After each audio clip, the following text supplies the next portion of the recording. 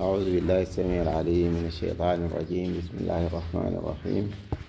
الحمد لله والصلاة والسلام على رسول الله وعلى آله وأصحابه ومن والاه. باب ما جاء في تكأة رسول الله صلى الله عليه وسلم. الحديث الأول رواه سيدنا جابر بن سمرة قال: رأيت رسول الله صلى الله عليه وسلم متكئا على وسادة على يساره. وفي شرح الحديث رأى جابر بن سمرة رضي الله عنه رسول الله صلى الله عليه وسلم متكئا على وسادة كائنة عن يساره، أي موضوعة على جانبه الأيسر.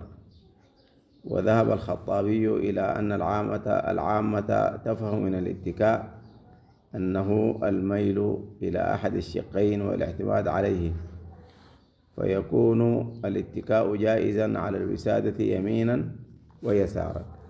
يعني أن الرسول صلى الله عليه وسلم في هذا الحديث كان متكئا على يساره، ودي هيئة من هيئات النوم، هيئة من هيئات النوم. لكن قال ما يفهم من الحديث أنه ممكن الإنسان يتكئ على يساره أو على يمينه، كله جائز.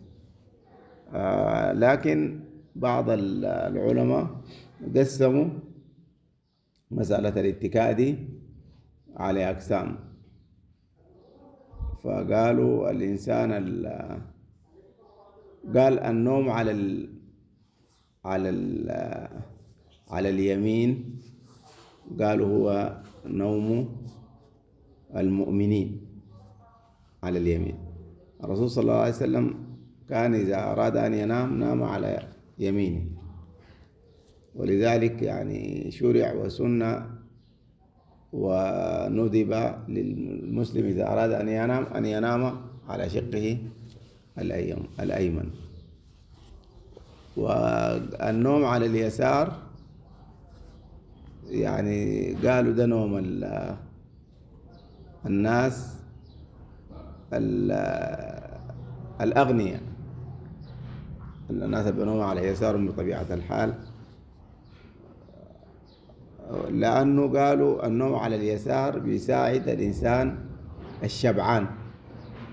لما تكون شبعان أحسن تنوم على يسارك وتنوم على يمينك، لأنه ده الاتجاه اللي بتكون فيه. وقالوا المعدة يعني بيكون فم المعدة إلى أعلى، ما زي لما تكون نايم على يدك اليمين.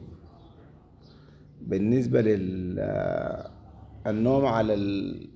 على الظهر هو نوم الأنبياء والصالحين، لأنه قالوا ده يساعد على النظر إلى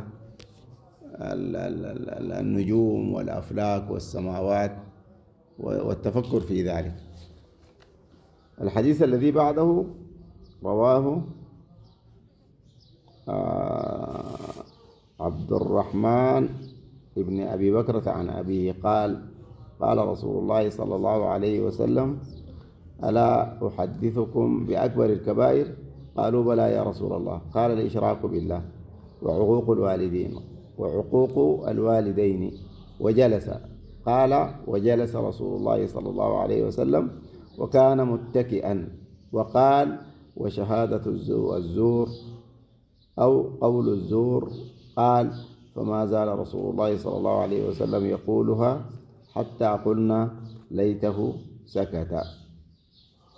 يعني في هذا الحديث فائدتان. الفائدة الأولى أنه يعني الرسول صلى الله عليه وسلم أراد أن يذكر المؤمنين وأصحابه بهذه المواعظ، وقال لهم: ألا أحدثكم بأكبر الكبائر. وكان دائما من يعني عادة الرسول صلى الله عليه وسلم أنه ينبه على الشيء الذي يريد أن يقوله، لأنه بذلك ينبه السامع إلى يعني عظمة وأهمية الكلام الذي يريد أن يقول. ألا أنبئكم، وهذه ترد كثيرا في أحاديث رسول الله صلى الله عليه وسلم. فقال الأكبر الكبائر الإشراك بالله والعياذ بالله وعقوق الوالدين. يعني الحاجتين دين يعني من أكبر الكبائر، الإشراك بالله وعقوق الوالدين.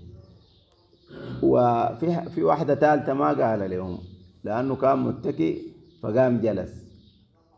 هذا الجلوس أيضا فيه إشارة عظيمة إلى أنك أنت لما تتكلم عن حاجة وأنت متكئ، ما زي لما يعني، أو إذا أنت داير تتكلم بحاجة مهمة شديد ما بتقولها وأنت متكئ. فهنا الرسول صلى الله عليه وسلم لما أراد أن يتكلم بهذه الموعظة الثالثة قال أول حاجة قام شنو؟ جلس، قعد، بدل ما كان متكئ قام جلس. ده فيه تنبيه للسامع أن الرسول صلى الله عليه وسلم لو كان الموضوع ده طبيعي كده زي ما مع أنه هو اتكلم عن الإشراك بالله، والإشراك إن الشرك لظلم عظيم، مش كده؟ إن الشرك يا بني لا تشرك بالله إن الشرك لظلم، ما في أعظم من الشرك بالله. وبعد الشرك طوالي عقوق الوالدين ما في أعظم منه، أن اشكر لي ولوالديك رحمكم الله. لكن جلوس الرسول صلى الله عليه وسلم معناها أن هذا الأمر لا يقل خطورة أبدا عما قبله. قال وجلس رسول الله صلى الله عليه وسلم وكان متكئا. قال وشهادة الزور أو قول الزور. طبعا لهنا في شك من الراوي، هل الرسول قال شهادة الزور أو قال قول الزور؟ ده الراوي سمع واحدة من الاثنين ديل فقال قال قول الزور أو قال شهادة الزور. قال فما زال رسول الله صلى الله عليه وسلم يقوله حتى قلنا ليته سكت. يعني معناها بقى ألا وقول الزور ألا وقول الزور ألا وقول الزور، يعني بقى يكرر فيها. لما قالوا يعني أتمنى أنه يسكت من شدة يعني ما كرر هذه الكلمة. فهنا برضو مسألة الاتكاء، أن الرسول كان متكئ فجلس ليبلغ عن أمر عظيم من الأمور التي تستحق الإفادة حولها. طيب،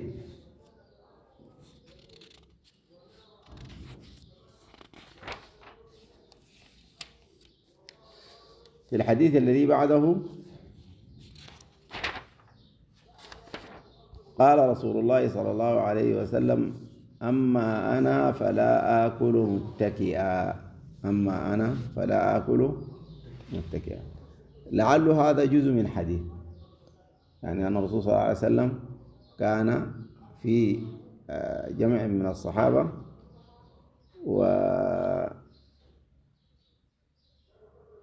يعني وأرادوا أن يأكلوا، أو وجد بعض الناس من بعض من الصحابة أنه كان بيأكل هو متكئ، فقال أما أنا فلا آكل متكئا. معناها نستفيد من الكلام ده شنو؟ أنه الإنسان إذا أراد أن يأكل ما يأكل هو متكئ على يمينه أو على يساره. هذا ليس من آداب الأكل وليس من صحة الأكل. يعني ما من ناحية صحية ما ينبغي أن الإنسان يأكل وهو متكئ. طيب، الحديث الذي بعده برضو مشابه لما سبقه. قال لا آكل متكئا لا آكل متكئا. ده نفس المعنى السابق. ويعني